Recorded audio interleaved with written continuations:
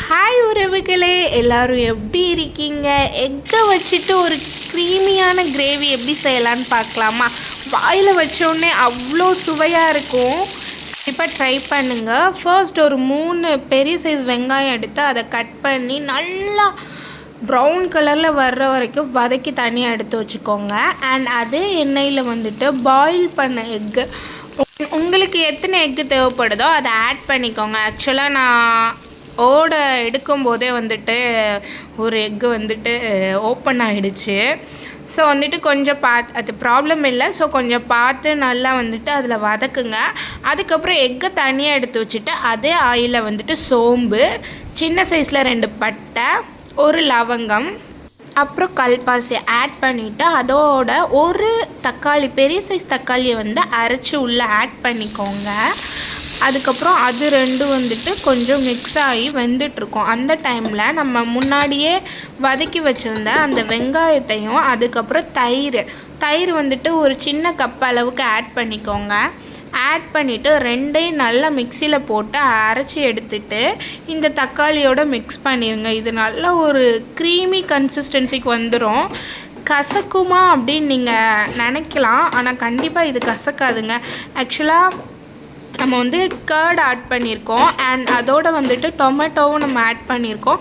அதோட மசாலா ஃப்ளேவர் எல்லாம் போகும்போது கசப்பு வந்து மொத்தத்தில் இருக்கவே இருக்காது. செம்ம டேஸ்டியாக க்ரீமியாக இருக்கும். நம்ம கடையில் சாப்பிட்ற மாதிரி இருக்கும். அண்ட் அதோட கொஞ்சம் இஞ்சி பூண்டு பேஸ்ட் வந்துட்டு 1 ஸ்பூன் அளவுக்கு ஆட் பண்ணி விட்டுக்கோங்க. அண்ட் நல்லா அதில் எண்ணெய் பிரிஞ்சு சூப்பராக வந்திருக்குங்க. உங்களுக்கு பார்க்கலே தெரியும்.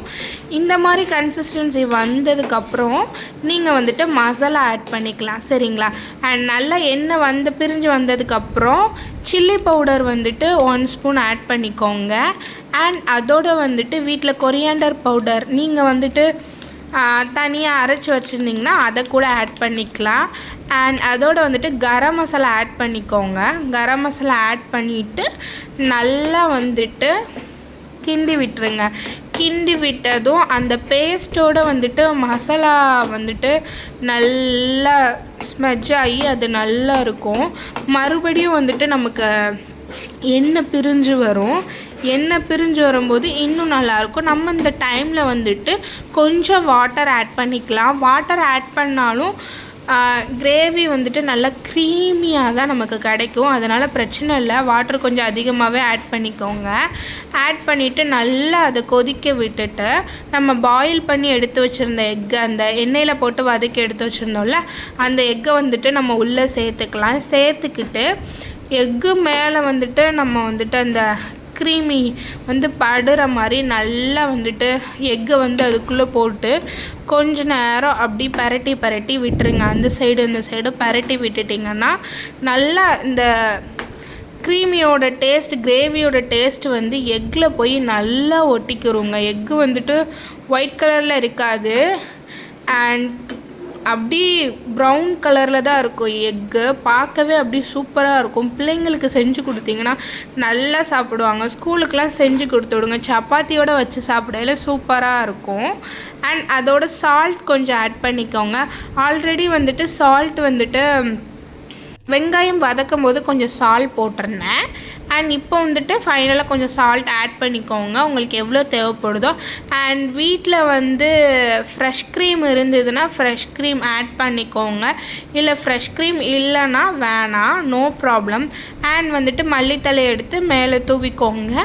அண்ட் அதோடு வந்துட்டு உங்ககிட்ட வந்துட்டு பெப்பர் பவுடர் இருந்தால் பெப்பர் பவுடர் ஃபைனலாக ஆட் பண்ணிக்கோங்க. சீரியஸ்லி சொல்கிறேங்க, செம்ம டேஸ்ட்டாக இருக்கும். வீட்டில் குழந்தைகள் இருந்தாங்கன்னா நல்லா விரும்பி சாப்பிடுவாங்க. அண்ட் வீட்டுக்கு கெஸ்ட் யாரும் வந்திருந்தாங்கன்னா கண்டிப்பாக அந்த டிஷ்ஷை ட்ரை பண்ணுங்கள். ட்ரை பண்ணி அவங்களுக்கு ஒரு நாள் செஞ்சு கொடுங்க. சப்பாத்தியை நல்லா சூடாக வச்சு இந்த கிரேவி வச்சு சாப்பிடும்போது செம்ம சூப்பராக இருக்கும். நல்லா அப்படி ஒரு க்ரீமியாக இருக்கும். நல்லா எத்தனை சப்பாத்தினாலும் வச்சு நம்ம சாப்பிட்லாம். அந்த அளவுக்கு வந்துட்டு நல்லா ரிச்சாக இருக்கும். அண்ட் கண்டிப்பாக நீங்கள் வந்துட்டு இதை ட்ரை பண்ணுங்கள். ட்ரை பண்ணிவிட்டு எப்படி இருக்குதுன்னு சொல்லி கண்டிப்பாக சொல்லுங்கள். அண்ட் ஸ்கூல் டைமில் வந்துட்டு இந்த மாதிரி ஒன் டே வந்துட்டு குழந்தைங்களுக்கு செஞ்சு ஸ்கூலுக்கு கொடுத்து விடுங்க.